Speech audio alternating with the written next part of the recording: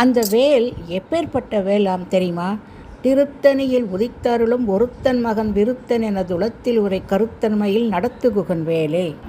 என் வாழ்க்கை எதனால் நடக்குதுன்னா என்னுடைய எண்ணங்களினால் நடக்குது.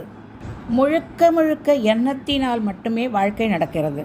அந்த எண்ணத்தை முருகனாக மாற்றணும், அதாவது முருக பக்தியாக மாற்ற வேண்டும். அப்போ நம் வாழ்வு சிறக்கும். அதற்கு ஆதாரமாக இருக்கிறது வேல். அந்த வேல்மாறல் படித்து அந்த விபூதியை ஒரு தீர்த்தத்தில் கலந்து வீட்டில் நம்ம தெளித்தோம்னா வீட்டுக்குள்ளே அந்த பாசிட்டிவ், அந்த எனர்ஜி சொல்ல முடியாது. நம்மளால் உள்ளுக்குள்ளே அந்த முருகனுடைய ஆட்கொள்ளுதல் நம்மளால் உணர முடியுங்க.